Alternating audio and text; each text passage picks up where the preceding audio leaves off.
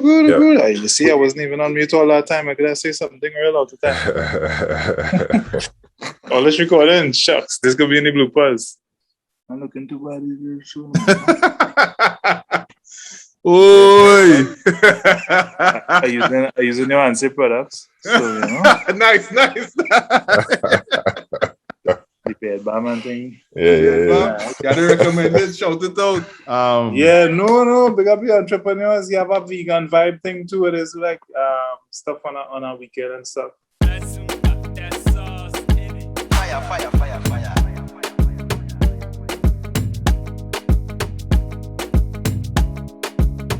Hello and welcome to another episode of the Trifactor podcast. This podcast is where we concentrate on the Trinidad diaspora of professional footballers, where we give the flowers to the guys who make it to any level of football, whether it be intercol, university level, professional level, and especially those who make it to the international level. We want to get the gems from them, hear about their footballing escapades. We want to get gems where they could teach young ones about leadership, about working hard, and even talk about their natural attributes. This podcast is also for the guys who follow FPL and who make 100 points this weekend, and also and also for the people who say Salah better than Cristiano because he have more goals. There's the kind of rap that's going in this FPL. But anyway, we have esteemed guests on tonight, Mr. Radanfah Abu Bakr. We thank you for coming on and spending some time with us tonight, bro. Yeah, pleasure to be here. Looking forward to it. Yeah, bro. So you played on the under-20 team with my cousin Larry Bacchus. When I think back on that under-20 team, that was a very talented team. Can you tell us a little bit about that team? What you remember about it? In fact, one of the players there tagged me in something just this week. Right. I saw it. Yeah, huge talent in that team, as there is usually with Trinidad and Tobago youth teams. Right. As you said, Bacchus was in there as well. Yeah. Played with him in defense. There was huge talents like Keon Daniel. He was over in Europe the last I checked. He was in Poland when I was over there, Lithuania. Just incredible talent. Smooth with the ball, terrific left foot, faster than he looks. Strong for a little guy with a little frame, and real magical left foot. But incredible talent. I believe he's actually still playing. I'm not sure where though. Right. He was definitely a standout from that group. Yeah. There was those two boys from South, Aaron Downing and Matthew Bartholomew. Right. They were at Connection, and I remember they were in Hungary as well. Yeah, I remember that. I'm not sure what happened to them after that again. Well, I went to school with Stu in Benedict. Okay. So I see him around point sometimes. Yeah. I mean, big talents. For sure. I guess we'll probably get into that.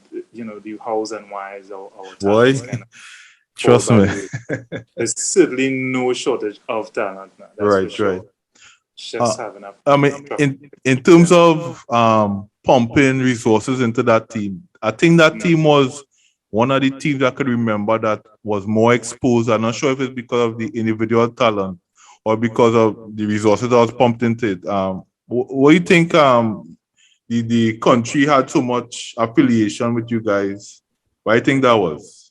I wouldn't say there were teams after us that had more resources, had more exposure, more trips, more camps, more international games and stuff. We had a bit. More than is going on now, certainly. But at that time, there was a certain Jack Warner in charge, so he had a way of getting things done, financially. As much as people want to say whatever about him, he got things done, We're not going to go into what he perhaps did or didn't do. Please, I think that's beyond the scope of this discussion. But in terms of Trinidad football, Caribbean football, he made things happen. Sure, however he did it, that's beyond my scope as well. But for sure, he made things happen. So we did have some exposure in terms of international games. Even the young guys were able to have a taste of the senior team, and we're able, like Downing and Bartholomew, were able to go overseas. Yeah. After that sort of under 20 stint, myself included, I was able to go away as well. Right. And our platform was Trinidad and Tobago youth football. That was under 20. Yeah. And you would sort of progress to the under 23s as well. And there was that kind of conveyor belt and progress where, and of course, the local league at the time was solid. Yes. So that gave you a good platform in which to branch out into Europe, or if you were going to America or whatever. Right, so yeah, that was, I think, more than the money and the exposure into the youth team itself, the Trinidad and Tobago youth team. Yeah. The fact that we had that platform to play in the pro league that was very, very solid and competitive at the time. For sure. That made us, better players, and we had that, exposure and experience before we went out. All right. So that youth team, right? And you were talking about the pro league. We saw you had a major performance against Mexico, bro. Solid performance. Just had to say that. Were you in Trinidad or were you playing before that? And if you were in Trinidad, how did not playing affect you personally? No. Since the initial lockdown, that was like almost a year and a half. Yeah, boy. It's gone past 500 days, Yeah, boy. Yeah, I haven't played a competitive game. Right. So my contract would have expired at the end of that season in India. That was curtailed by the pandemic by a few months. So I was free that summer. So this summer would be a year out of contract. So I hadn't played professionally, competitively since then. All right. But after the USA friendly with Terry Fenwick, the lost 7-0, he invited me to come back to train with the team. So I started training with the team then. I was training on my own, sometimes with my brother, but mostly on my own, all the way through, even as soon as the lockdown hit, when we were stuck in India. Fortunately, we were in Goa, which is on the beach, and I lived 2 minutes from the beach, so that kept me sane as well. And I would go out there and get my little runs in, even during lockdown and stuff. At that time, it wasn't so strict where I was, so I was able to do my work on the beach. I was able to do my swimming, just stay in decent shape, not just physically but mentally as well, because of course football is shut down. I'm away from my home, away from my family. And the only reason that I'm there is to play football, and football is not happening, Right. So that was tough, obviously, physically and mentally as well. So, fortunately, we were in Goa, and I was able to go out and sort of, get my physical stuff done and, just keep my mind sort of fresh. With us, Plaza and Robert Primus were also in the same team. So, we would meet up every now and again and do some stuff together. And even if it was just to hang out, play some cards or whatever. Yeah, sometimes we would take a little run together or whatever. That was really helpful at that time. And yeah, when I returned home belatedly, like 5-6 months later. Wow. Yeah, it was 5-6 months. Remember, everything was locked down. Yeah. There was no flight going in flights. and out. Closed. There was no exemption, nothing. Yeah, I remember that. Right. Yeah, that was tough. It was not just me and Plaza and Primus. At that time, we had 8 or 9 trainees in the Indian League. Myself, Cyrus, Marcus Joseph, Garcia, that's Judah and a brother, Spanish. Who's the other boys that was there? Marvin Phillip. Right. Etienne. So it was I think 8 or 9 of us all stuck in different parts of India. We couldn't even travel.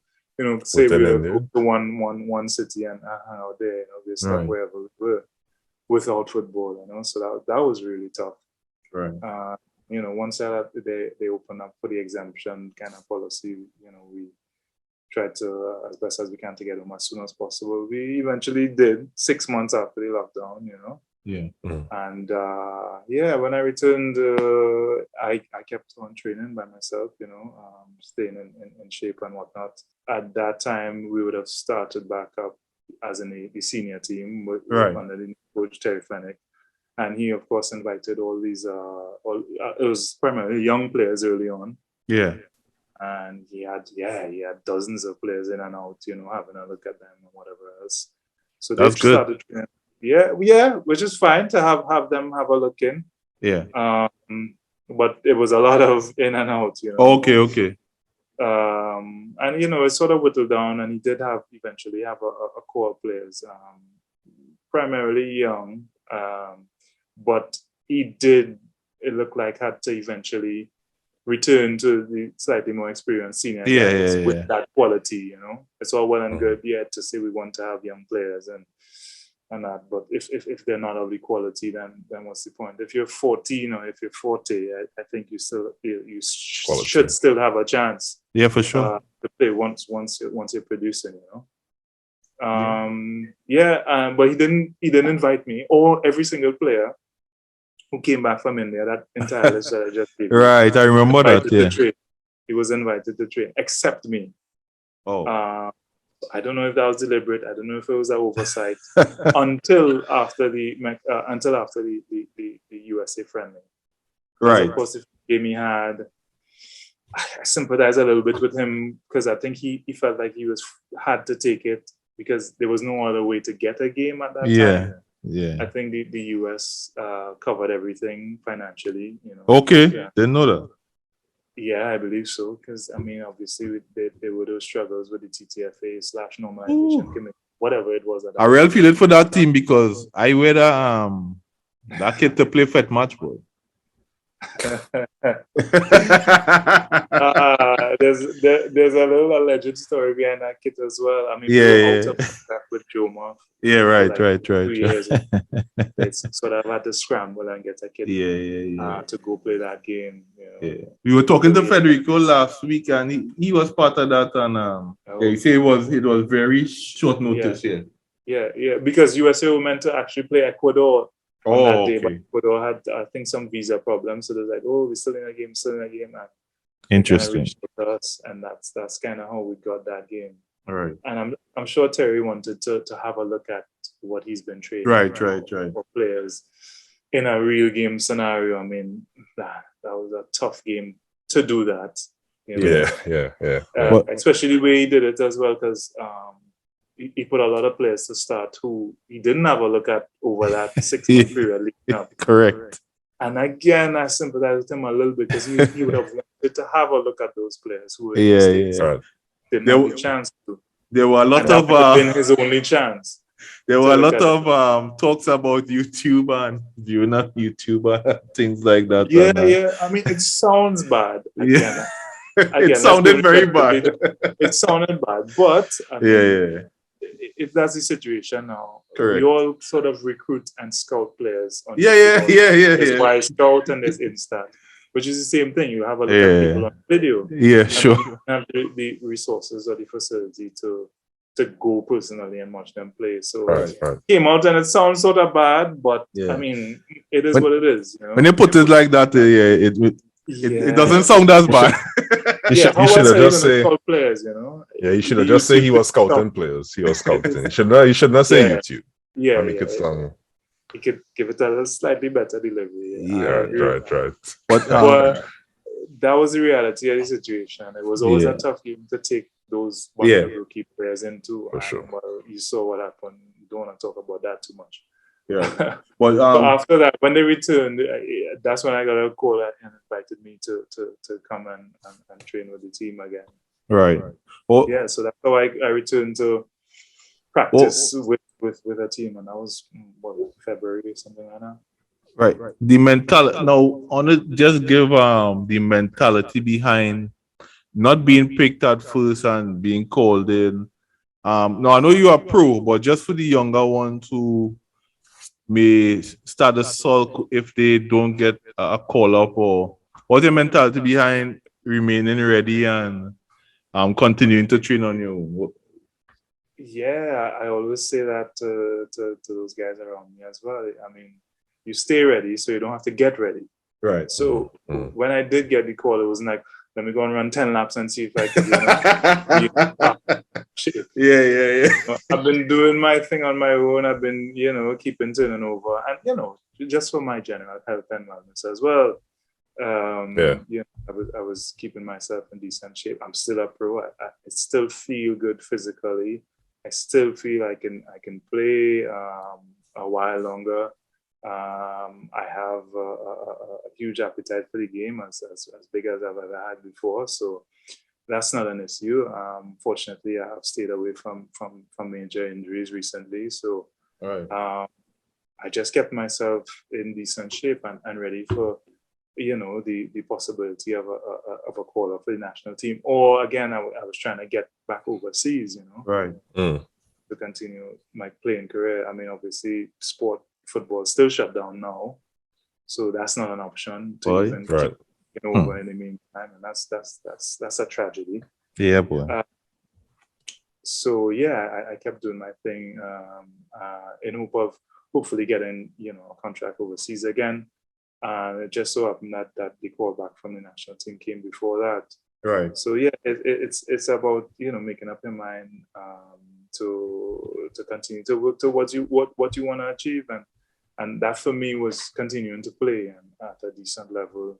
And in order to do that, you have to be physically ready. And as I started, this little bit about you don't have to get ready if you stay ready.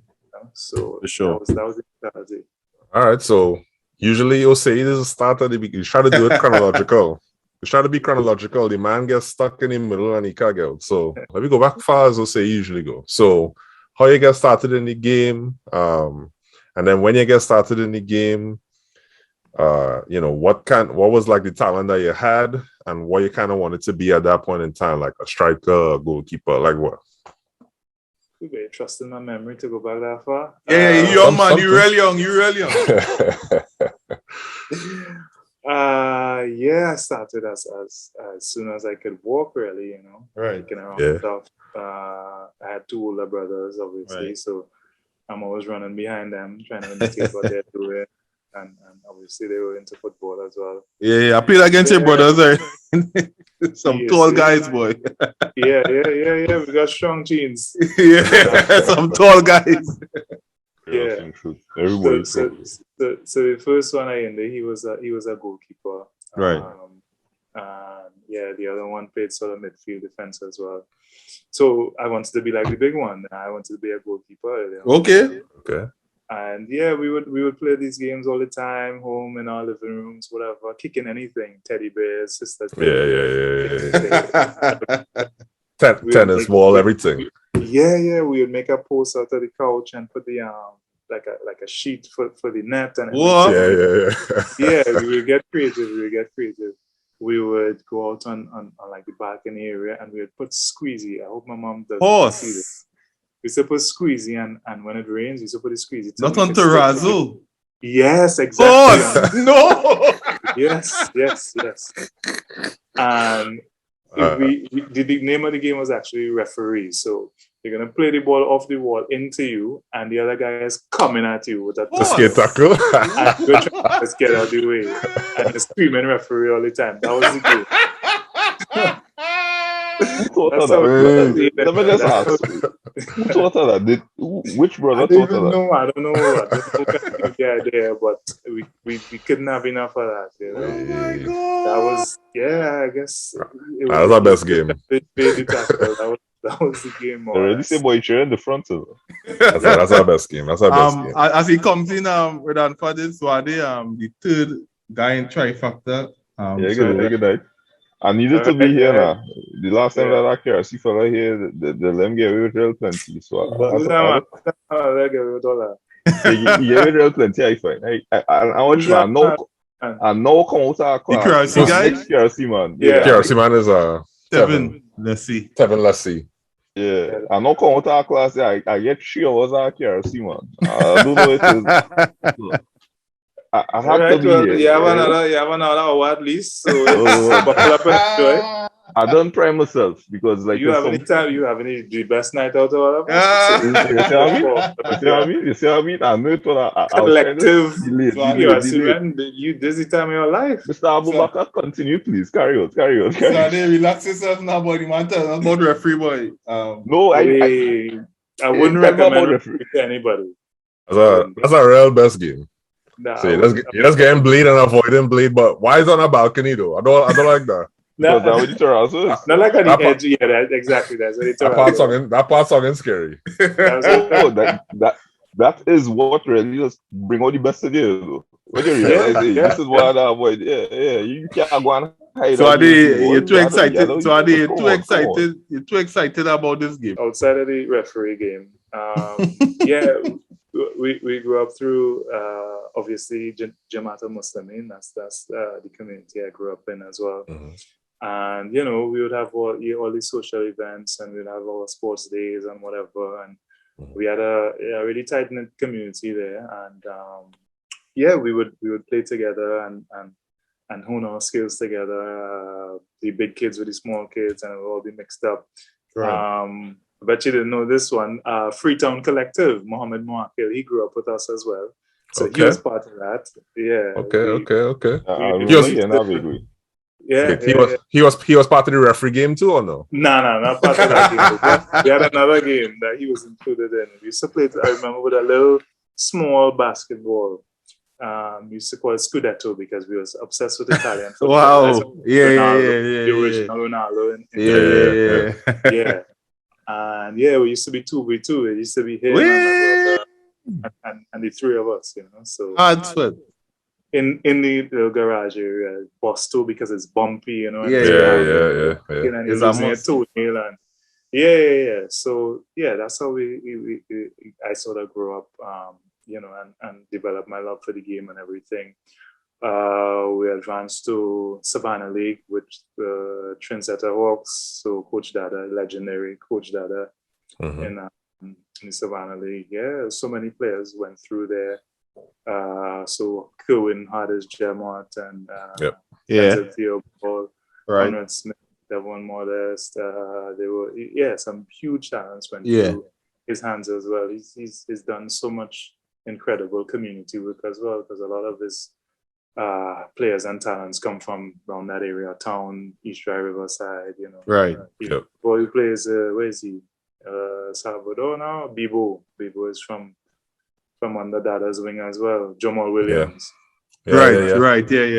Yeah. So he's if you like, rescued so many players. So many people and personalities coming out from that area, giving them an avenue to express themselves and make something of themselves, Very important. So how you transition from aspiring to be a goalkeeper to defense? Where I shake that silly idea from. Gotta be a little bit, That's what I know. Crazy ones is end up in the goal. For sure. My oldest brother was a goalkeeper for QRC as well. So when I entered QRC around under 14 kind of age, I was still doing goalkeeping, and I don't know when I came to my senses, somewhere around the under 14 time. I was like, nah, I can't take this. It's too much pressure. It's always your fault now. For sure. Can't make no mistake. It's always your fault. The striker can throw away a million goals, but your one mistake. Yeah, you can't make none. For sure. So, no mistake. Yeah, so I thought better of it. I was like, no, I'm going to play out. And I actually played midfield all the way up to Intercol. Okay. What type of midfield? Attacking? Defensive? Yeah, earlier on defensive. And then we had a good season. I was a little more attacking. And then good. Left. And then I kind of dropped to defense. Play on the left, you say? Started, Don't just slide past that way. Say you used to play on the left? No. I said when our players left. All right. Most of our senior guys left. So how tall were you under 14? You already 6'? I was, if you want to say regular height. Hey. It was regular. At the regular height at that time. I mean. And I shot up like 15, 16, I began to shoot up. Yeah. Well, you wouldn't know this, but Andre's our next tall man too. So the regular height is really for me now, boy. Me and that's we talking about you. Yeah, I know that. I know that. Andre's regular size. Everybody else is the pixie. Oh my God! Hey. Yeah, moving on. You say he's a play defensive midfield. Right. And then how I sort of began to transform into a defender was when a lot of our senior players left. I kind of had to fill that hole defensively, and sort of be the spine and the backbone of the team. So almost from a defensive midfield, I ended up playing like a centre back. Okay. And I sort of stayed there. At that time, I was in and out with Caledonia at the time, so I had a little taste of professional league football as well. But I used to play a little bit higher up then as well, But that's on the senior team. You was playing for Caledonia while on the 16 and 10? Yeah, no. By the time I was looking to leave school, so 17, 18. Yeah, so that was by that time we were on the 20 team, national team as well. And as I said, the pro leagues were solid at that time. And they even had a reserve league. They used to have the reserve league games before the pro league games. Right. And sometimes you would even double up, because the reserve league have a certain quota of under 20 or is under 23 players. Right, yeah. Something I never asked, boy. I never asked. So how does one get into pro league in Trinidad? Like, how do you even get on our side? Well, do they scout? Sometimes, yeah. So they would scout from the school league, and well, they'll have to find out if you want to go pro, or a lot of guys come out the college league and they want to go to the US. Right. I think that's a good idea to let your feet pay for your education, because you can pull scores and that kind of thing, sort your education out while you still play and develop. And then by the time you're out of there, 21, 22. You're developing into a decent player. You have your degree or whatever sort of thing, and you could take it on from there. That's kind of the avenue for us at the moment. Through the pro league, it's tough, because one, it doesn't even play now, but even in the manifestation that it was, before this pandemic, it's difficult financially. Right. And to be honest, the step up from school football to professional football, big man football, if you like, for me, it's a big step. Right. I don't think a lot of the kids are sort of equipped to deal with that. Okay. So that college time in the US and stuff gives you that time to grow and adapt and mature as a player. Are you talking like a physical maturity and understanding and stuff like that of your body and thing, or are you talking like even the game, the level of the game, the technical quality is that much higher as well? Both, absolutely both. Okay. Yeah, there are special talents, of course. There are some of those around, but generally, it is a big step up. From playing. I never heard that before. That's interesting. Yeah, from playing school football to professional football is huge, man. I mean, it may look like you're so much better when you play against other school kids. Yeah, right. And there's a really big gap in some of the players. Some schools have 14 and 15-year-old players playing, and other schools have 19-year-old. Correct. So, there is a debate about school football, and it's in terms of what's a developmental tool, but that's a long debate as well. Yeah, we were talking about that in a group. Some guys were saying that secondary school football hinders player development, and some were saying that they think it's okay. You have any thoughts on that? Do you think people staying in school till 19 playing secondary school football would more than likely that's gonna hold you back, I think. Player development, just what I said before, because you end up playing against some 15, 14-year-old right. Who's just in it. He's not trying to be pro or anything like that. Right. Curricular activity, and it's fun for him, but he's not taking it that seriously. And playing against him isn't gonna Make help it better, you. I don't think in that context it's helpful. Right. But it serves a purpose, but I don't think the development of an individual who's aspiring to play pro, I don't think it helps them. Understood. Much. Yeah. So I mean, but I'll say, yeah. So what is the alternative? You're supposed to leave school. Well, the alternative would have been the youth pro league.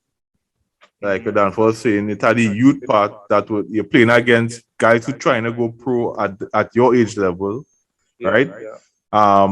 Or the university level where you're playing against everybody in university, the fastest, the strongest in the US, I guess. Those are the two.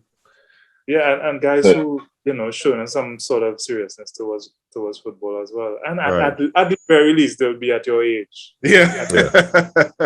You see, the key thing is, keep saying it, the passion that the intercol and secondary school league has with its followers.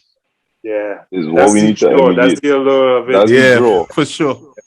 And you see, and that's the best thing and simultaneously the worst, because it forces guys to boy, I know men who duck national getting called to national team to go and play in Tokyo. Right? Yeah. And it just goes to show, I mean, it could spur on the involvement and ratchet up the passion if channeled properly, but as it is right now, I think there's a bit more a hindrance than a help because of lack of control. Because you'll have guys who play, who just want to play. Have some guys who looking at it as their ticket to scholarship. Have some guys who looking at it as their ticket to pro. And we don't really. It's not to say like these guys often make a conscious decision. Okay, this is the path I'm going. Good point.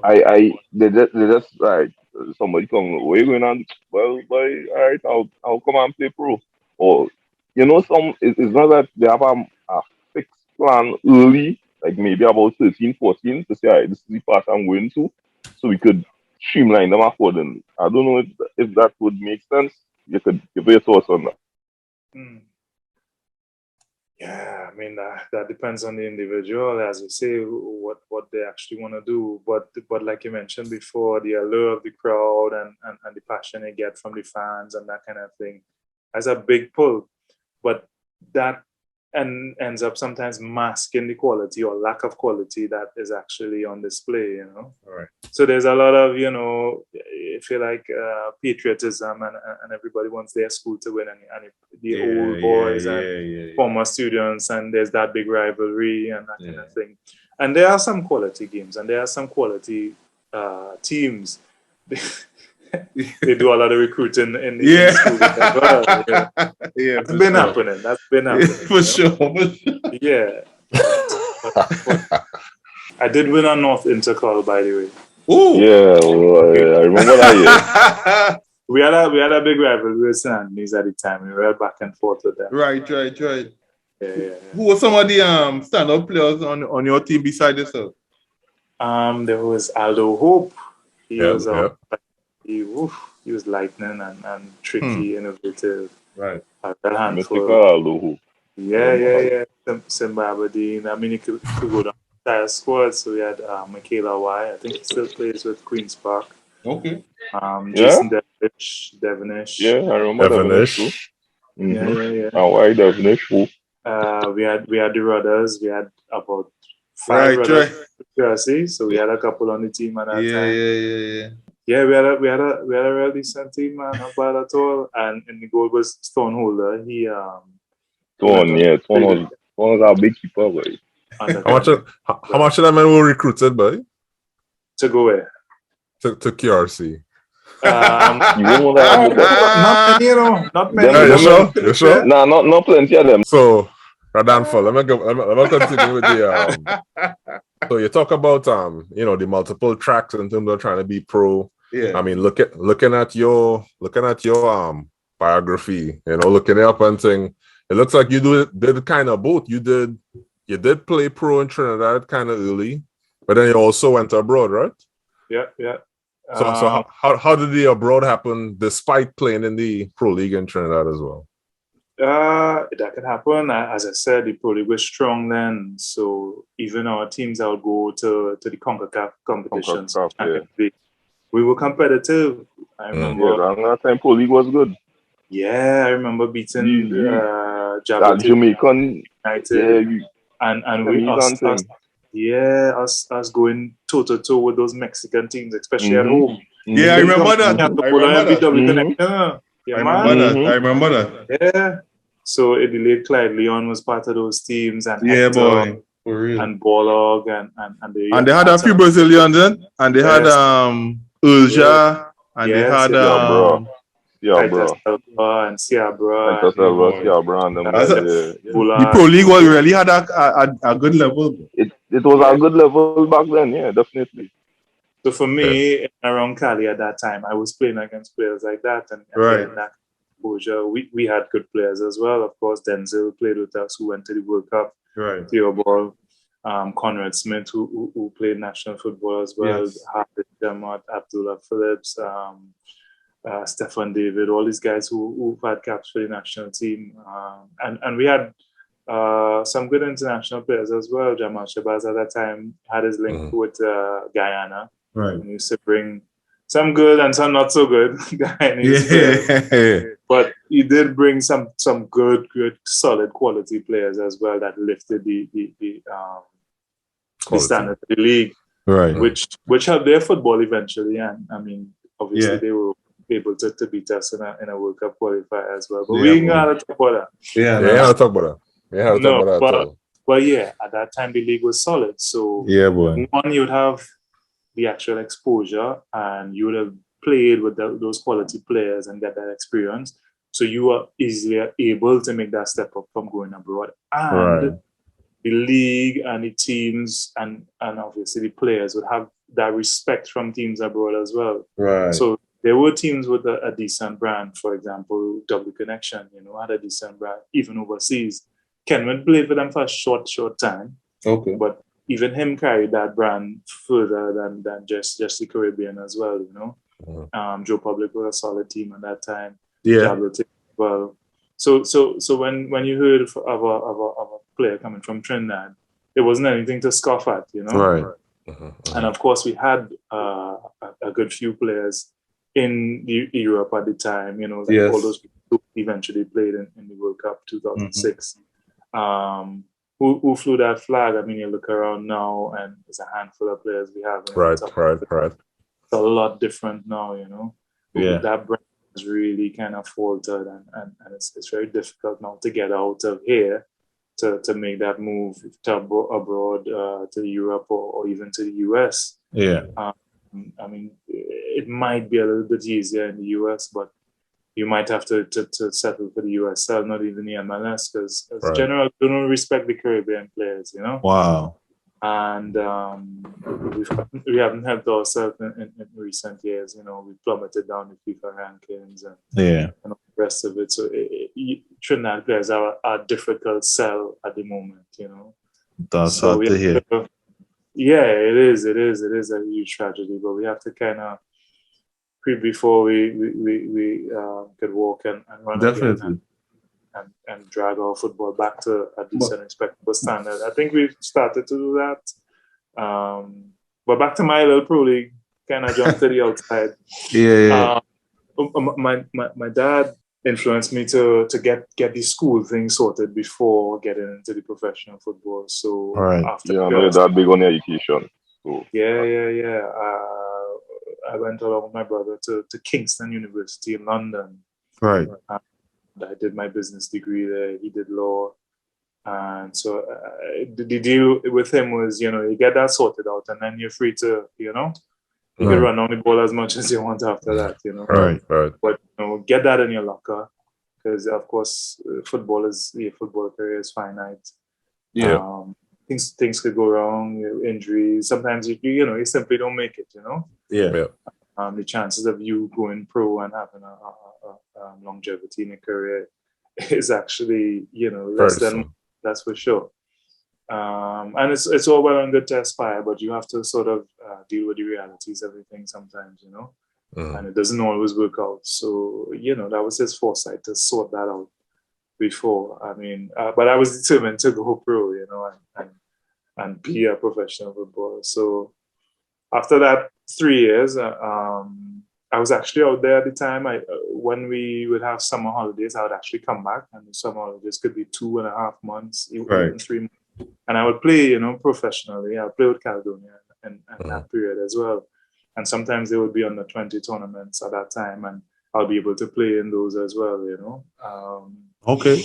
Well, how not to cut you off here, but how did you balance keeping your level high while did you play in school, or how did you keep your? It's different. It's different in the UK. It's not like the US where there's college football and there's that entire structure set up there. There's no college football in the UK. If you can play, then you go play in the lower leagues, or there's so much football there. There's like real basic sort of inter-university kind of stuff. Okay. It's hardly even worth, you know, going out, you know. Right. But how did you keep your level high? Well, you know, trainees find themselves everywhere. Right. My individual stuff once more. The amount of lonely days I've had in the cold with my ball, running down by myself, you know. Wow. Breathing into the cold wind and having icicles collect on your eyelashes and all that. And this is while pursuing your degree, right? Yeah. Giving due diligence to both. Yeah, of course. And that's commendable. The funny thing is, I mean, when you are dedicated to something like sports or whatever your field might be, it does transfer over to other things. That discipline that you have, you know, it often goes over to the other things. So, you know, the discipline I showed, keeping up with my training and whatever else, even if it's individually, and that's not much fun, I'll be honest about that. But it's what I decided to do and put my mind to. That often translated towards my school stuff as well, you know, where, you know, you have to get something done, or, you know, being on time for stuff. And I always tell my brother that as well. I'm a professional. They actually pay me to be on time, you know. That's what I do. So, yeah, those things transfer through other aspects of your life. I feel like you was going to say you end up finding some trainees and all they play or something together. Yeah. Trainees find themselves everywhere. So I did find some trainees, and they used to have a sweat and stuff. And they actually had a team that would play in a Sunday league. So that's how I became a big field kind of experience sometimes, a big field sweat. And then they would have the small goal stuff as well. And you'll get some talented boys there. It's Trinidad, of course. So, you know, it's good fellas, decent quality and whatever. So, yeah. Through the national team, the youth teams and stuff, and through some of the Trinidadian boys' connections, I hooked up with this guy, Mike Berry, who's an agent. He's the agent for Dennis Lawrence, Jason Scotland, Carlos Edwards, English guy. He kind of worked alongside the federation as well in organizing games in the UK and that kind of stuff. He was agent at that time in truth. Yeah, he was integral in getting a lot of guys that work permits. Even he played. Sound like you had a Trini girl or something, but I'm telling you. How you had the Trini connection, so. Let's talk about that, but somehow we hooked up with those guys. So a lot of those guys who got to England was pursuing. Because he is the agent, okay. Yeah, even like Hector Sam, a lot of those guys that he opened the door for. He did with Jason Scotland too and all that. Yeah, I think. Jason Scotland. Yeah, he opened up those Trini players in England. Yeah. So he had a good relationship with Swansea. Yep. At the time, Jason Scotland and Dennis Lawrence was there. And while I was in school, he hooked up a trial for me there, a 2-week trial. Roberto Martinez was the manager at that time. Oh, wow. I went there, I was 19, 20. And after the trial, Roberto came to me and said, I would love to have you for 2 years here. I'll sign you now for 2 years, but no work permit, you know. And at that time, I was not allowed to work at that time under that work permit. But there is a tier 1 work permit that you get when you're done school. So you get 2 years to work after you finish a degree. Yeah. So, but that was obviously not on yet. That was like a year before my school was up. Wow. So I was kind of put on the back burner then. But after I graduated, we sorted out the work permit thing right away. And in fact, the chairman called Mike and said, "Hey, what about that young guy who Roberto was impressed with so much? What's his situation, you know?" And in fact, I just came out of school, just graduated. And he was like, "Yeah, have him come down." Because at that time, they had a little bit of an injury crisis. Roberto had just left, actually, unfortunately. That's when he to Wigan, I believe. So who replaced Roberto? It wasn't it was either Brendan Rodgers or it was when I got there, it was Paulo Sousa. Okay. Yeah, Sousa is at somewhere. I saw him recently. I saw him at Poland. He coached Poland there. And I think so. Yeah. Yep. Yeah. He was there when I got there. Roberto just to go to Wigan. So they kind of put me on a 3-month, almost like a probational contract thing, almost like a trial thing. The chairman signed me, the coach didn't sign me, and when that happens, you know, what? He not really looking so much. So I played some reserve games and stuff. I learned a lot there. It was such a huge eye opener to see how real, if you like, professional setup. That at that level works, you know. The game is obviously a lot faster, not just physically, but up here. It's a lot faster, you know. More than anything else is up here. And I had to toughen up a lot as well. At that time, I hardly had seen a gym before. Never went gym, yeah.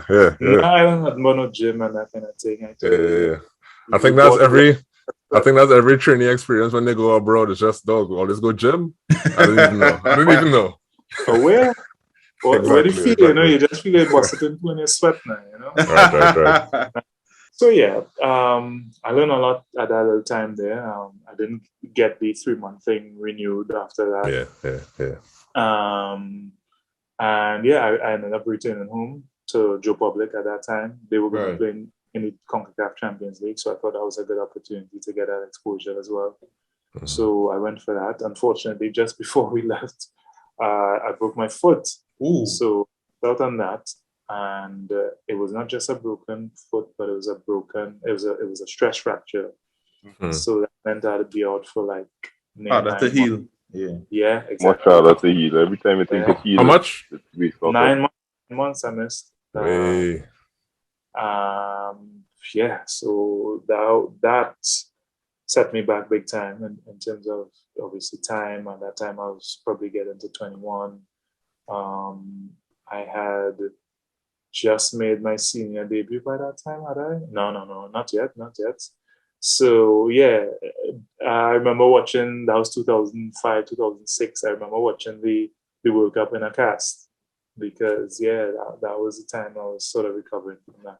I did have a couple of sessions with Ben Hacker before that happened. About 3 sessions because the under 20s, like a handful of us, myself, same key and Daniel, right, and Tinto and another guy.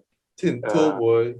Yeah, legendary. Well, he didn't used to share everything. I remember him though. Yeah, played Malik for about 10 years. Yeah, you mean? I went in Form 1 Tinto playing up, man. I in Form 6 Tinto still playing up, man. Yeah. He was an amazing time as well. So we had a couple of sessions under Ben Hacker and stuff even before they went off to the World Cup. Even that was a nice experience. But I broke my foot and I was out for a year. And that was a bit of a setback.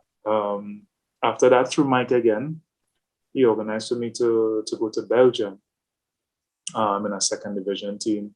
And I went on a little trial period. They signed me, but they were in a little transitional period with money stuff and the owners and new owners and right. And that kind of fell apart. And the club essentially went bankrupt. So after I signed a 2-year contract there in Belgium, the club essentially folded. And back home again, you know. So Right. that's my kind of luck, you know. What, again, I want to go behind the mindset. We hear Yeah. a lot of trainees with this kind of scenarios. Is it that you just wanted to make it, or were you ever downtrodden or thoughts of giving up? Yeah, no, not go as far as giving up, but it's difficult when those things happen. I mean, there's nothing worse for a footballer than being injured, because you just want to be out there. You know, you'll give anything to even go and do the hard running that everybody sort of avoids when they're fit. You know, you would do anything to get back playing and get back out there. There's nothing worse than being injured. So even that setback and recovery and rehab is such a lonely thing, because only you can do it, you know? Right. No one can do it for you. It's you alone and this silly, boring exercises that you have to do every single day. Yeah. And keep on it if you want to recover properly, especially from long-term stuff. You have to be patient. You have to be diligent about it. But that really does build your character as well. You know, when you learn those things all on your own, it really does mature you. And I thought even that period where I didn't play actually helped me develop as not just a player but as a person as well. You know, in terms of being patient and you know, just grinding through the difficult moments. You know, it is something that really builds you mentally. I had a chat about that with Kevin Molino recently, you know. Right. Because he's had his fair share of injuries and long-term stuff, and I've seen his maturity through them as well when he came back from them.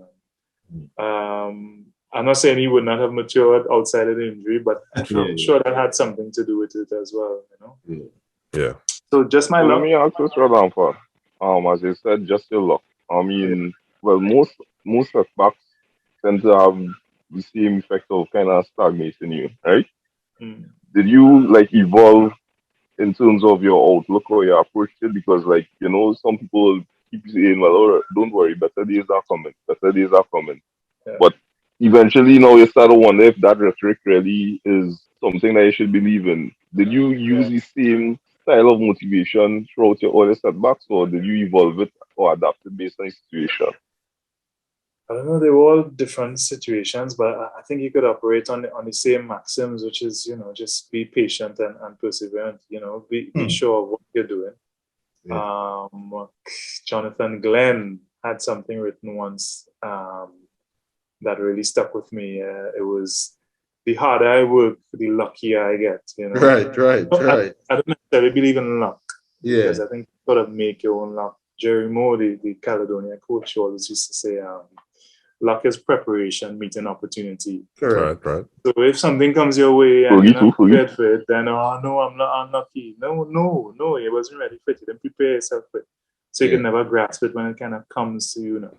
Right. So I always sort of went with those kind of tools in my mind that you know, stay prepared, keep working hard, your chance is gonna come. And that's how it sort of worked out for me. And as a not a holy man, but as a man of faith, you know, Right. I believe things are sort of predestined for you, but you have to do your part in it, you know. I'm gonna take it down a little slightly religious road.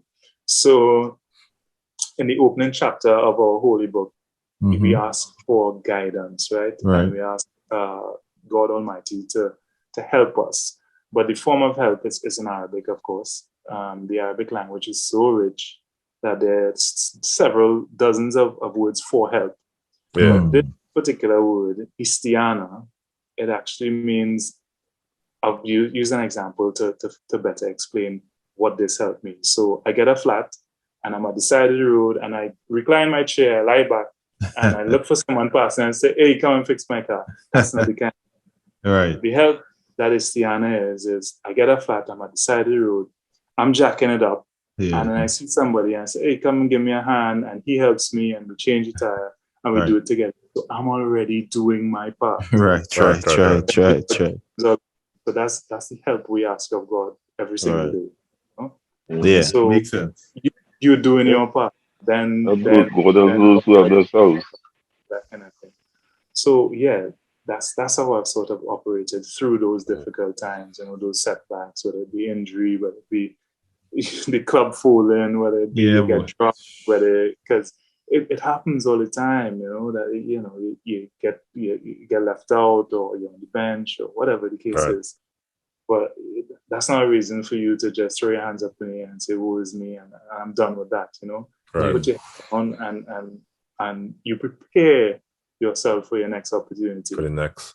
It's not about sulking and waiting for your next opportunity. You don't wait for your next opportunity. You prepare for it. So that has got me through some of those difficult moments. So the next time you ended up going back abroad. Mm-hmm. Okay. Yeah, the next time. So I went back home again. Back to the heartland, Caledonia. Yeah.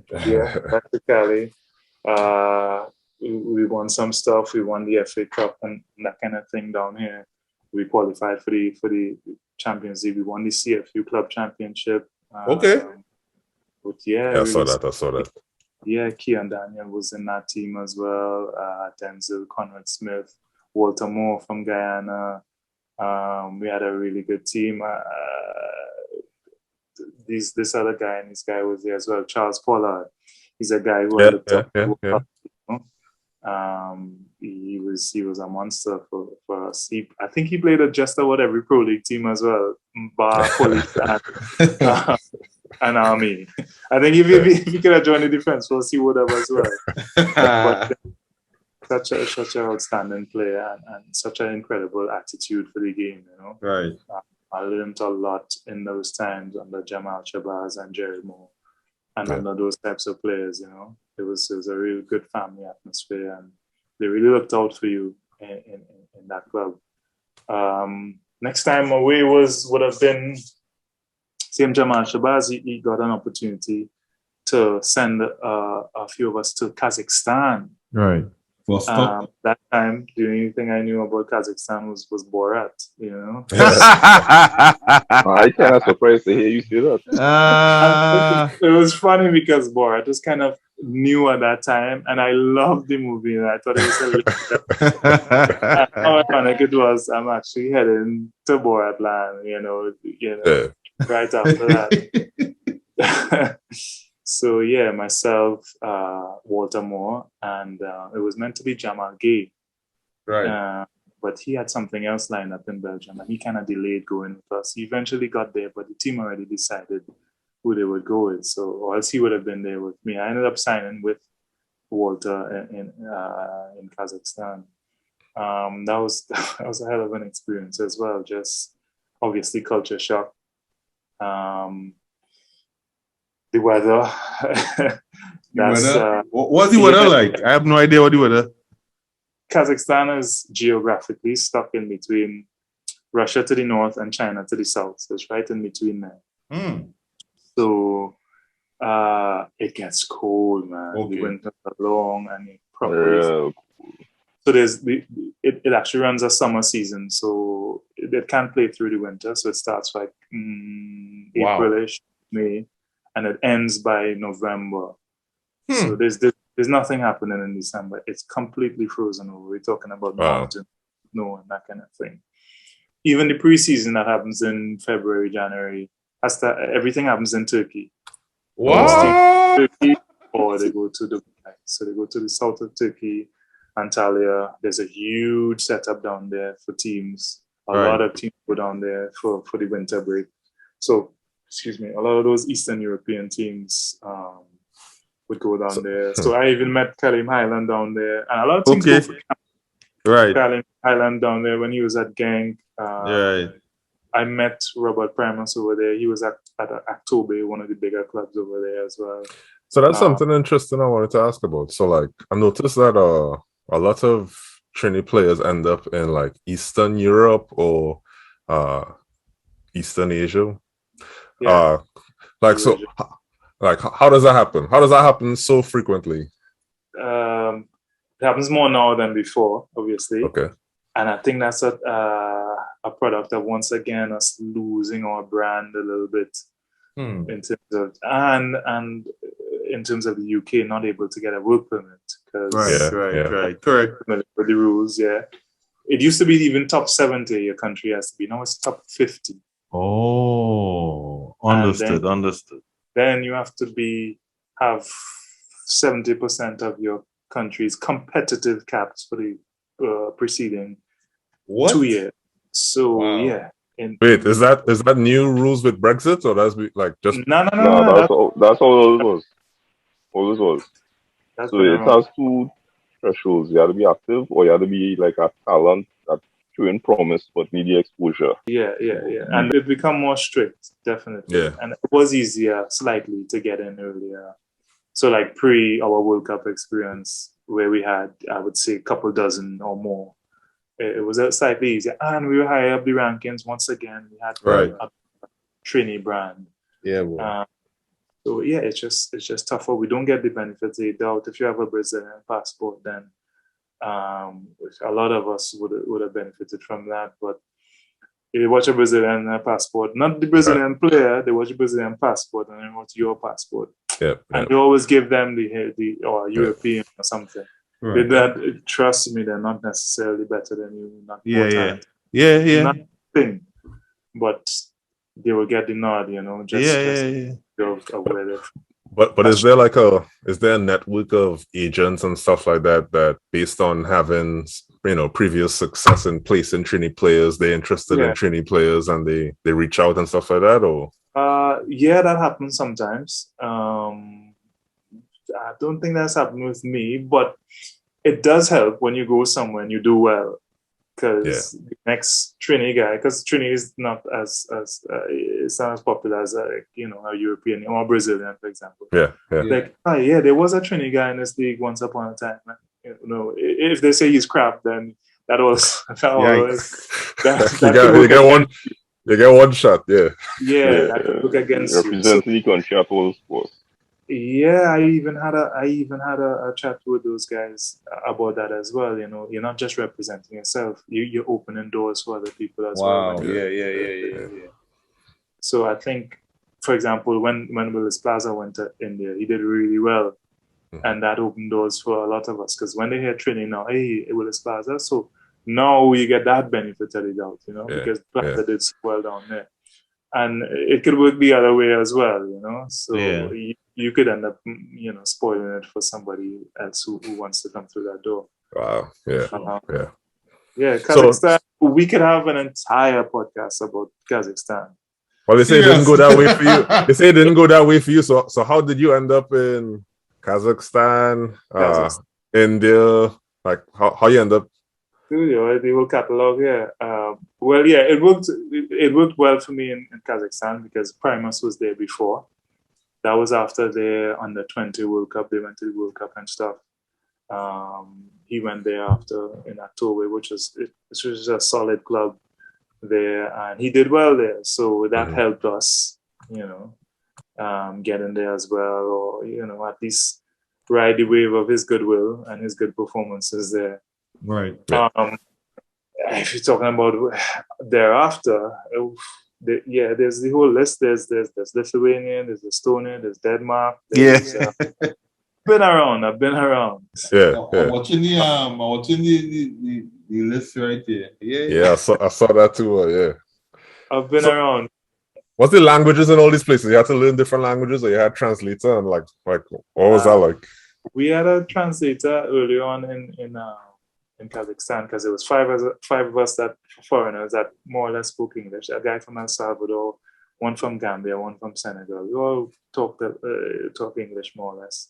So we had a translator for all of us. But after the first couple of months, I picked up on stuff. I think that's part of these adventures that I kind of enjoy, Right. Getting involved in the culture and the language. That's like actually fun for me, Right. Okay. And it sort of endears you to the people as well because when you say their language and they hear you and whoa,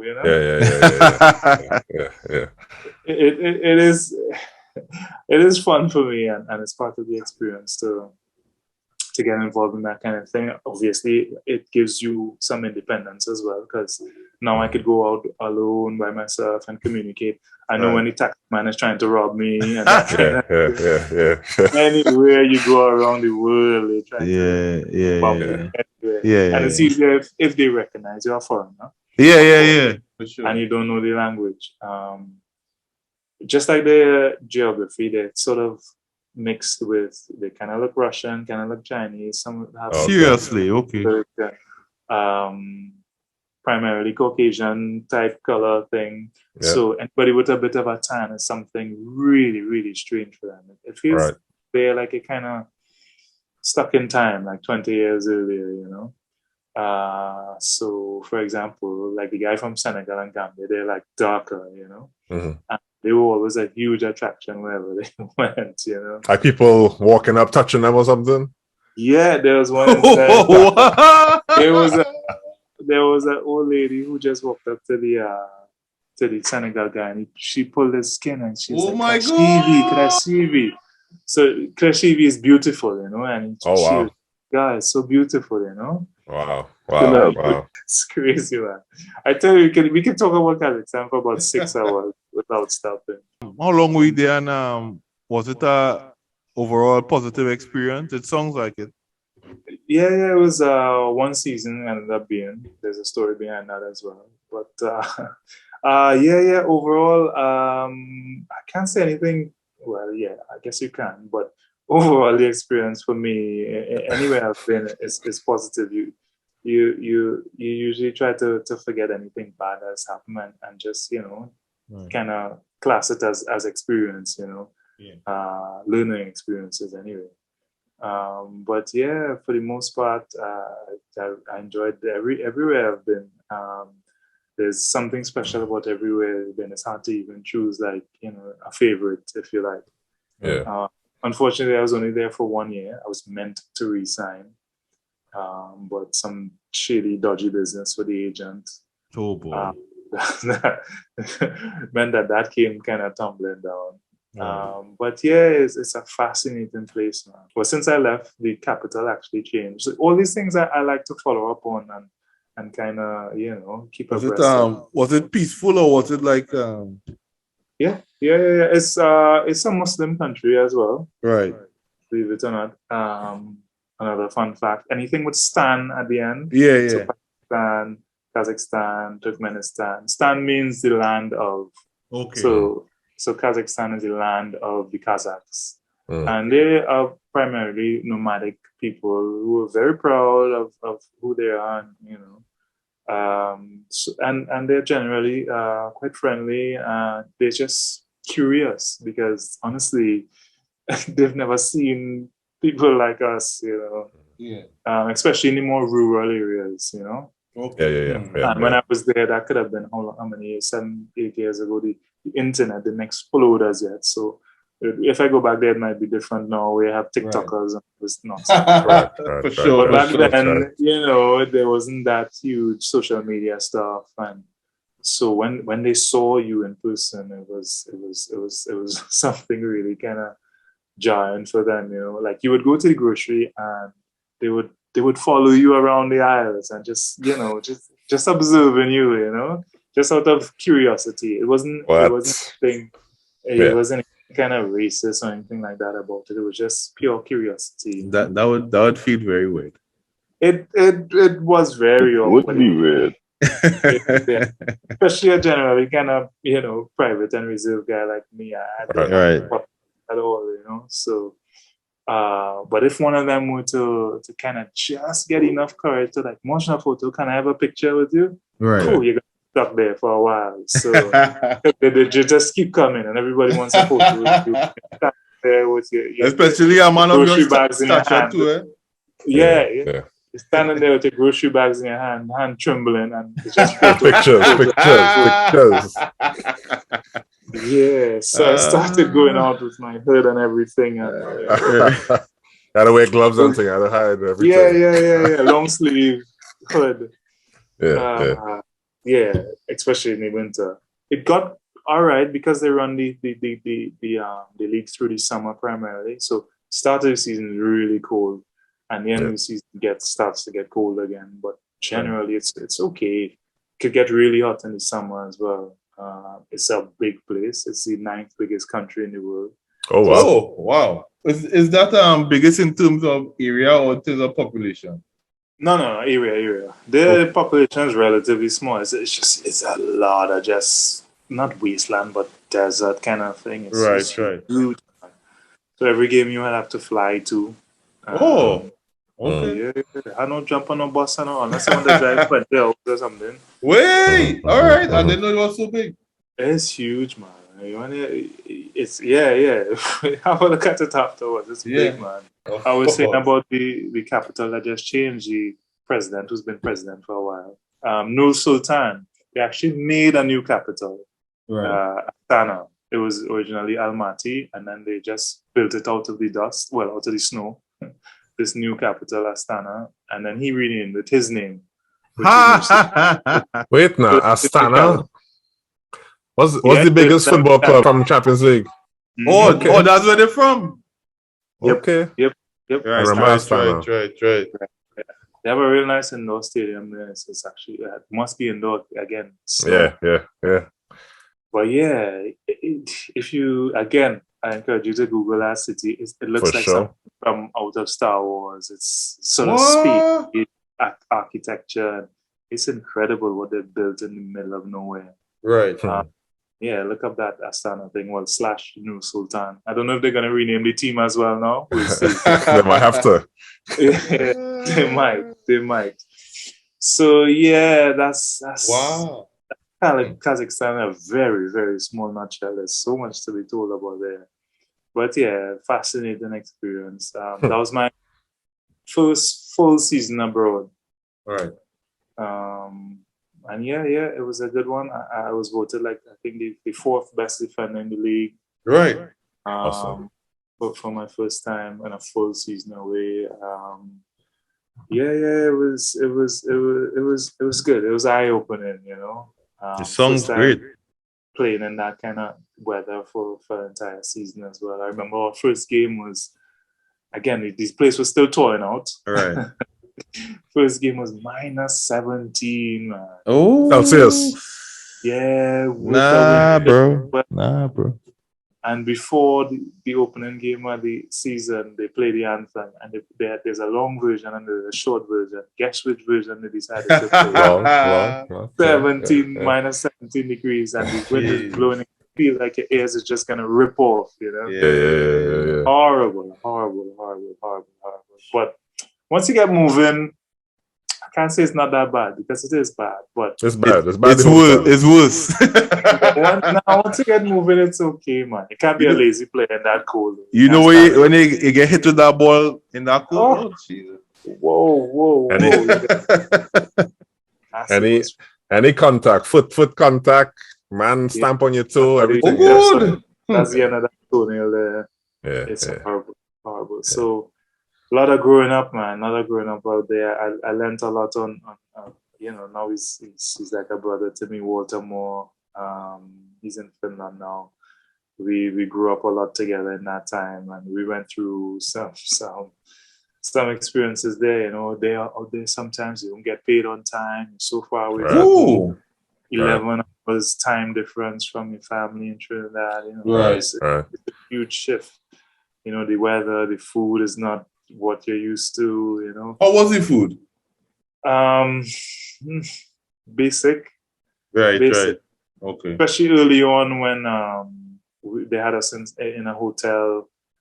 It was tough. It was challenging. When we eventually got our apartments and stuff, we were able to buy normal stuff. So you can make your pasta and whatever. You can make a macaroni pie if you need to.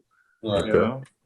But initially, when we were in the hotel and we just had to eat that kind of thing, it was. What is like potato and beef stroganoff or something? Or? Based stuff. They do a lot of soups, and I was never a soup guy. What? The funny thing is, we all sort of grew into it, and after a while, we actually used to go out and buy the same soups that we soup man now early on. Yeah.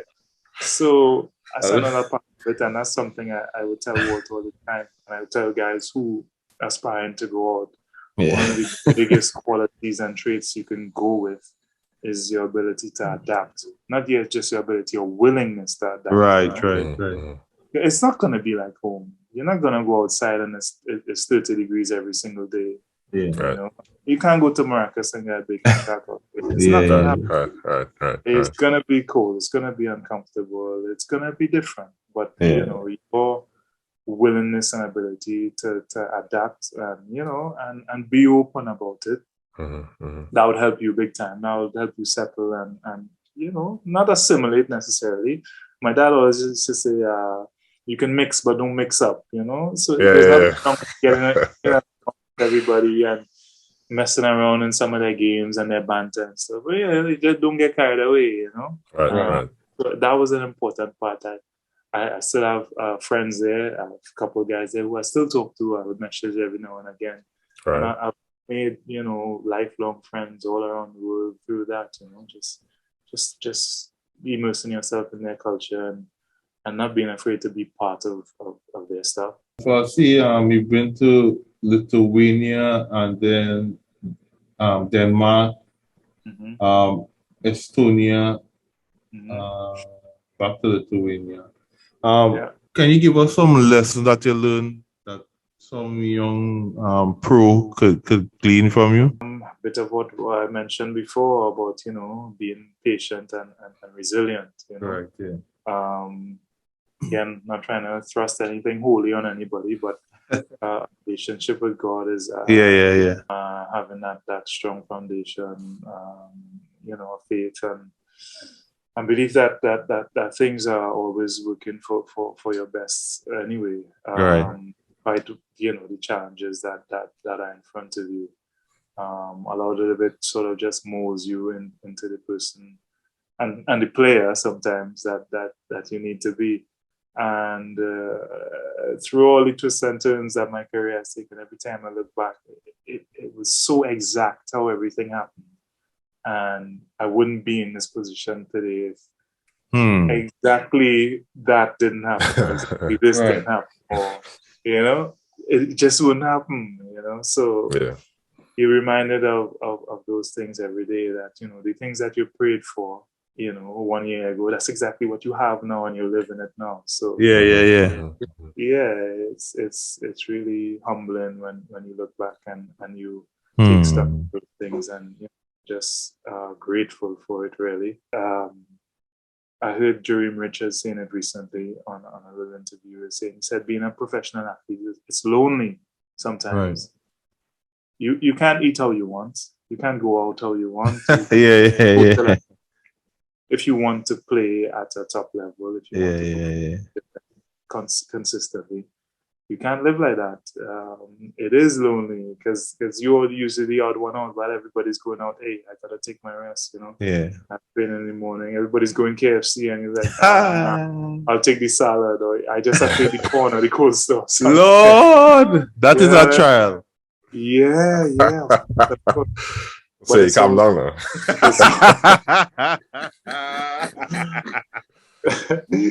Tears coming to his eyes there, boy. Yeah.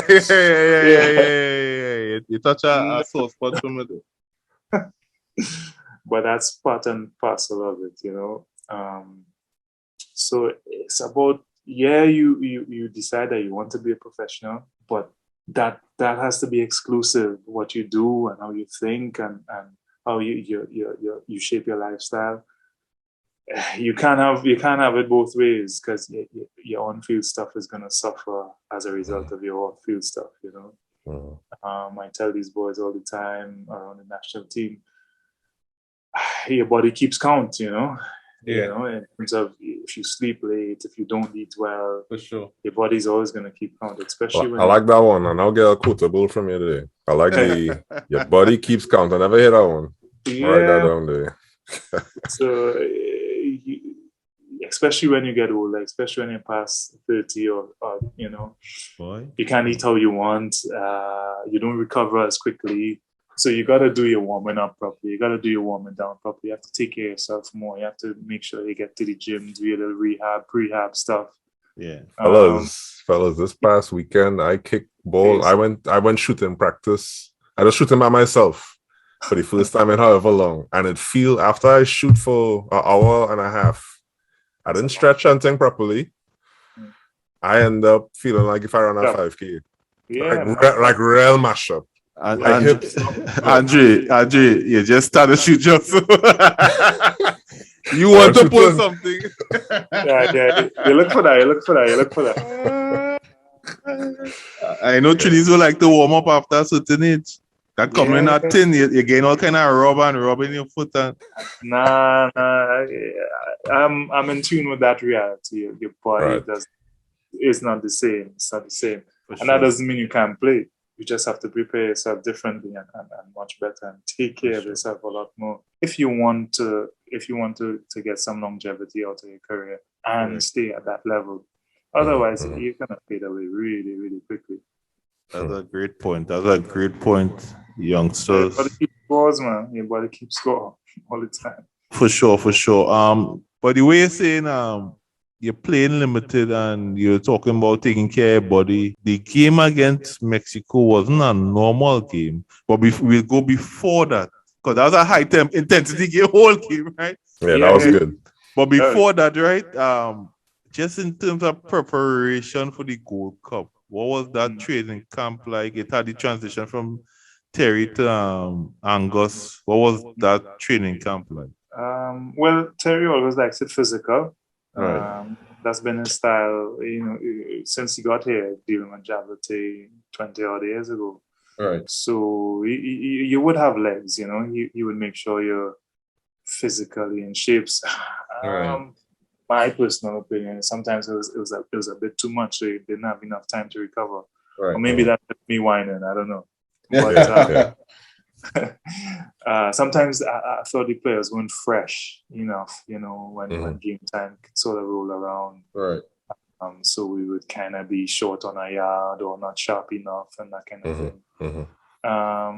But I mean, he did what he does, and it didn't quite work for us in that World Cup qualifiers. But I think beyond whatever the coach might do, the mess that is the TTFA/normalization committee, that chaos, that I don't know, that seems endless off the field. Yeah. Of course, those things affect your performance on the field. Without a doubt, those things affect your performance on the field. Yeah. I think as players, we need to take responsibility for those limp performances in that World Cup qualifying campaign. I mean, there's all this stuff surrounding, the local players inactive, not able to play, not match. But we did have our foreign-based players at our disposal for those games, and the truth is, we didn't play well enough. We didn't do enough to get the results that we meant to get. It's one thing if we get through those rounds and get to the CONCACAF stage, and you play against the bigger teams, and kind of out of your depth a little bit, and you struggle. Right. At that stage, that's certainly not good enough. Yeah. Again, do those things off the field affect the team? Absolutely. Yeah, for sure. I mean, the box starts for the coach. Yeah, absolutely. However, as players, we must take responsibility for those, less than stellar displays in that round of qualifying. That was not good enough. So coming out of that, Angus came in obviously on short notice. Didn't get much time to prepare the team as well. Yeah, he went with some players obviously that clearly he trusted and had his eye on from before. Fortunately, I was included in that as well. Even big respect to Terry as well for recognizing my worth around the team. Right. Unfortunately, not on the pitch. In the squad, but not exactly on the pitch. Yeah. But Angus recognized that as well. What was your experience with Angus before? Like, did he coach you before or anything like that? Nothing? None. I've played against his teams a couple of times. Right. So I guess out of that, he would have, saw it fit to include me. When the final 23 was named, I had a look through it, and indeed there was not that much experience in there in terms of guys who've been at the Gold Cup before. This was my third Gold Cup. Right, okay. But I looked around the room, and it's not more than 6 or 7 guys who played in Gold Cup before. So it's me, Marvin, Fonset. There was Aubrey, Splash, there's Michael Williams. Jovin got injured. Kalim at 6. I'm still on 6. And Curtis Gonzalez was there, but he didn't even play the last time he went. So yeah, there wasn't a lot of experience World Cup guys, and even caps wise, you know, those guys are talented bunch, but not a lot of guys over 10 caps and that kind of thing. Right, you know? right. There wasn't a whole lot of experience around there. We did well in the preliminaries again. Considering the preparation we had, Angus had us for probably less than 2 weeks. As the local players alone, he didn't have any fun at that time. The fan base was really excited about it. We covered that as Trifactor. We covered that the preliminaries had, and the country in general was very excited about the appointment of Angus and the team in the preliminaries. All they had a real backing. Trust me. I know if you could have feel it from here. Yeah. We did, and that was, I could say primary, or one of our major goals there was to sort of bring back that feel-good factor to the football. You know? Right. We know what the pandemic has done for people. So many people have lost loved ones and lost their livelihoods, and you know, it was an opportunity for us to bring smiles to people's faces in that kind of dark time, that difficult, challenging time that we're going through now. Yeah. So yeah, that was a big motivational factor within the camp to bring that respectability as well back to Trinidad football. You know, because we've been languishing for way too long. Yeah. So yeah, that was certainly something that Angus came with, and he galvanized the team behind that idea of, you know, bringing back that pride and bringing back smiles to the faces of not just the fans but everyone in Trinidad. Yeah. What do you think about the idea of new manager bounce? You ever heard that term before? When he comes in and everybody's sort of buzzing, everybody's eager to impress. Yeah, that happens. That happens for sure. Everybody feels like, you know, it's a clean slate. So you know, this is my time to prove that, you know, maybe I wasn't playing under the previous manager, so now I have my chance to show. Right. Yeah, but you know, all managers are different. You know, they look for different things as well. Yeah, for sure. So that could work for you, and it couldn't work for you because maybe you were playing before. And, for sure. So it could work the reverse for you, but if you're in and around the squad, you know, there's always that new buzz around. You know, new coach, everybody wants to impress. Yeah, because it's, you know, like a clean slate. A couple of the players were left out with the new manager. You know? Yeah, right. A couple of guys got the opportunity. For example, Rion came in. Yeah. He was often left out on the Fennec, and he done all right. You know, exciting player, but yeah. Oof, lightning pace, man. Boy. But again, he's suffering from a lack of football and stuff. Sure. It's difficult for him to get out. You know. So again, the tragedy of no football at the moment. It's holding back players, their careers, and obviously the national team. So yeah, the first stage was we were taking it obviously game by game. You couldn't even go look beyond the first game because that could have been the last game. Yeah. So we did approach every game as a final, as it was. It was. It was. And I think not just Angus, of course, the entire staff and the players, the resolve we had to do it for the folks back home, and bring that respectability back to the football. I think that really helped us push through those difficult moments in those games, because Montserrat weren't easy. The entire squad plays in the UK. Right. Yeah. Have the squad Englishman. yeah. The striker is he plays with Nottingham Forest. He was half decent. Yeah. So of course we should have beat them. Yeah, but no football game is easy. You have to play what's in front of you, and I think we done well to overcome them. Correct. French guys as well, full squad. Most of their players play somewhere in France, somewhere up in the leagues as well. Yeah. That was a tough team. That was a tough game. Yeah. I remember the captain. He was bossing the game, especially a lot changed after we lost Cali as well, because he's a linchpin in the boy. That was a terrible loss, boy. Unlucky. Huge loss, and that's the kind of player he is. He's chasing after that ball. Yeah, boy. Almost like that kind of guy and player he is. What's that? We look so much more balanced with him in the midfield. Yeah. Anyway. Huge loss. And completely changed when boy. Unlucky. Once again, that's the experience he brings to the middle there. For sure. Hackshaw was there as well. But he's still getting there and maturing as a leader and stuff as well. But he's certainly one for the future. Yeah. Again, I think it's that spirit of togetherness that really pushed us over the line, even in the penalty shootout as well. What's that? I think the whole Trinidad was praying for it.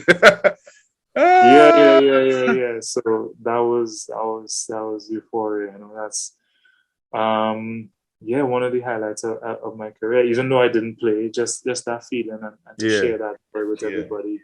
Knowing that all the effort we put in, because whether you play or not, you're part of the team. For sure. You're part of the effort that goes on the pitch as well. Yeah. In fact, Fonset, as a third keeper, was the only guy not to play in that Gold Cup. Right. So it shows the depth of the squad. Yeah. It shows the quality we have all around the squad. Right. It shows, to an extent, the confidence the staff had in the squad. Everybody, yeah. Well, he picked players that he's confident of playing. You're not here to make up numbers. Right. And that's important to convey to your players. Give that positive energy and put your trust in them. And I think that sort of sentiment really pushed us over the line, even in the penalties. So like Gonzalez stepped up, and he didn't play a minute after that, but he was the guy what's now the group chats and the people that was watching, and they were like, what was the keeper's name? What's the keeper's name? Fender up. Right, Fender up. And I was like, boy, save the penalty now. The whole actually, I was like, please, just save one now. Just save one now. That was anxious stuff. I've been in a Gold Cup penalty shootout myself, and it's nerve-wracking. We lost that one. That was 2015, we lost Sunday, That's after the 4-all against Mexico. Yeah. Before last game of the group, and right. And I know how gut-wrenching that is to lose. I never want to have that again. And it did flash through my mind as well. But try to challenge, channel the positive thoughts, and I think everybody did, and unfortunately we were able to come through. Right. So all right. So the two qualifiers, right? First game, Mexico. When was the last time you played before the Mexico game? Would have been in the professional competitive game. Would have been in the Indian Super. How long ago was that before the game? That would have been more than a year. Wow! And just staying ready mentally, especially. Did you expect to start that game? Again. I back myself to play at any time. Right. Because I know what I've been doing. Right. Training wise and keeping myself physically, mentally ready. So in terms of expecting to play, you had an idea, you had an inkling of an idea leading up to the game with the training sessions, how it's sort of set up. Right. There are clues there, without it being sort of explicit. Right. But yeah, I was always prepared. I was prepared to play the first preliminary game. Okay, understood. So I always say that to those guys as well. When you see a bird on a far out limb of a tree, at the edge, he's not worried because he knows he can fly. He's not worried about wow. Because he knows he can fly. Nice. So, I like that. there's no need to okay, the occasion you get a little nervous, whatever, but there's no need to get paralyzed by fear. You're prepared, Yeah. Right. Coach Jerry Moore from Caledonia always used to say that if you prepare properly, then you're not worried about right. I like that. Put work all week, so there's nothing to fear on game day. Right. So that was my thinking. When I saw and there were hints that I would play and whatever in Mexico game, I wasn't like, oh God, I'm not ready for this because I haven't played in so long. Yeah, you would have been a bit of a disadvantage because that match fitness is important. Yeah, correct. That sharpness is important, but you work with what you have. Those Mexican players might have been at the end of a season. Me, I'm fresh. Right. So I'm always looking at the positive. Good point. Like I said before, the game at that level, it's not so much this here and your legs. It's up there. Yeah, for sure. Especially as a defender, it's about managing time and space. I don't think in that game I actually sprinted 10 yards or anything. Right. It was about anticipation, getting there. It's a team game, so you have to work with the guys around you. That makes it so much easier. Do you think you in consideration the way we compact the game, really low block, so you didn't have to do much sprinting, or was that just happened because of the tactics, or were you catered? Did they cater for you in that? I'm not sure, but the game plan was always to play compact. Right. Yeah. Well, it was playing to see for everyone. We'll stop them from scoring, frustrate them, and try to hit them on the break. Right. With that road runner. And guess what? It almost worked. Boy, down in the end, watch that. For sure. That was the sucker punch we were looking for all game. Ooh. It almost worked perfectly. If that happened, I feel that boycott curfew and open the bar. Yeah. I'm sure Rowley would have come out and say, as of midnight tonight. As of midnight tonight. Only get one day. Anyway, but you can see the compactness in the team. Now, I always admire when a manager gets a team to believe in what is planned and executed perfectly. That means the manager has the trust of the players, and it seemed like Angus had that for sure. Yeah, he did. I think he earned that with his approach. The trust that he showed in the players, that was given back to him. You're so right. Players will do whatever you want them to do if they trust you, and I think when he came in and made it clear that he almost handpicked everybody, and nobody was here on a trip or just to make up the numbers. I think everyone genuinely believed that, and as a result bought into whatever he wanted to do. Right. And that's probably why we were able to execute that game plan almost perfectly. If we got that one, it would have been perfect. What's that? Jeez. We started with 7 or 8 local players. That's guys who haven't played in more than a year. Yeah. Against the best team in CONCACAF. 11th in the world, and 9th in the world now. Boy. So and that's 7 or 8 players, starters who were local players. Who had 3 weeks. Who hadn't played. Well, like you say, I guess they were all fresh. Yeah, you could say that. 3 weeks. They were all ready mentally. For sure, boy. Wow, that's a good point. Yeah. In front of 50,000. Let's So that it got very hostile. yeah, a little over the top again. A little. And that went left. That went left with the injury when Lozano, that went left. It's not so much the injury. If they were winning 5-0, you think right. They would not say nothing. Right. That makes sense. So it's not so much about the injury. I mean, they sort of made it about that and whatever. Yeah, understood. If everything is going their way, they will you and they will make fun of you another way. But if it's not going their way and they're frustrated, that's when those things come up. They'll pull a Mourinho when things ain't going their way. It's all smiles and all day once they're winning 5-0, no problem. Yeah. So I try to bring it light when we're coming down to the end. So we have about 6 or 7 minutes. So I was gonna ask you about so are you an avid football fan? You just follow any of the bigger leagues and stuff like that, or you just play game and thing, or if there's a game around. I used to have a PS and I thought I'm spending too much time on this, man, and I kind of when it kind of expired. You too professional for this podcast, or? But if those guys, if we're in camp and stuff and those guys are playing, I would show up and say, all right, tall man, you could play. And then when I get in and amongst them, realize, I played before. Yeah. But I'm not, I no longer own a PlayStation. But okay. Yeah.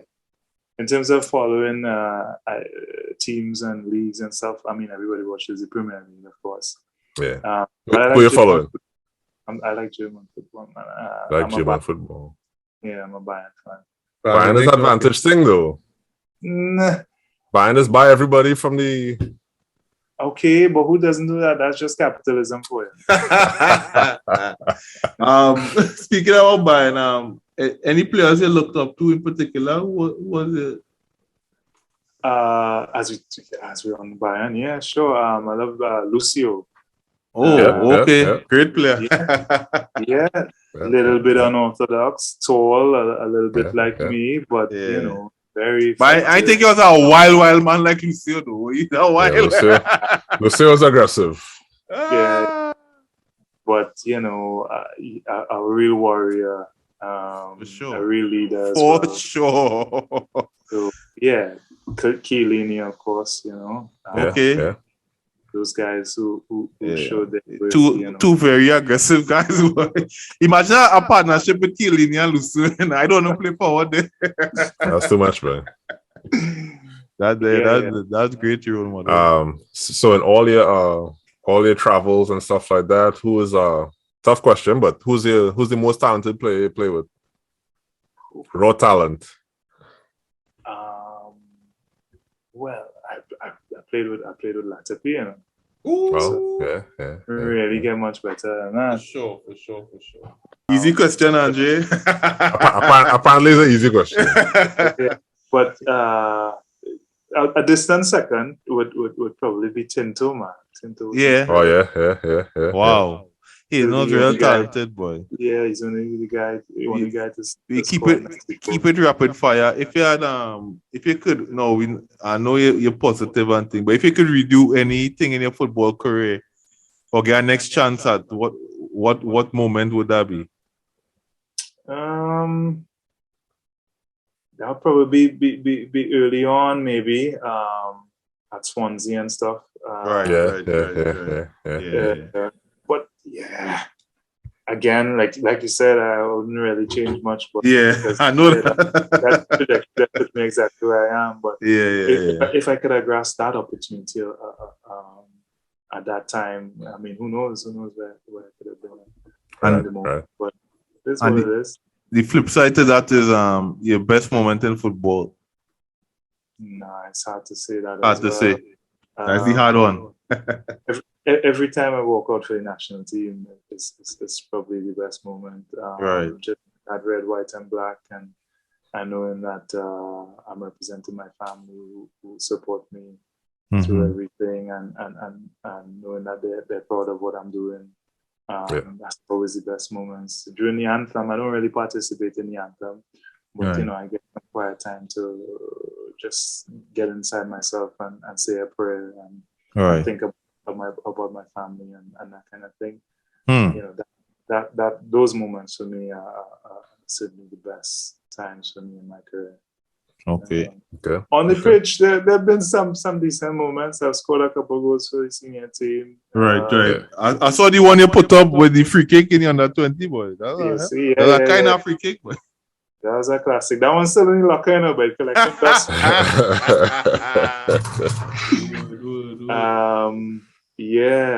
My time in Lithuania was good as well. Right. I took the team there to their first title ever. Right. And okay.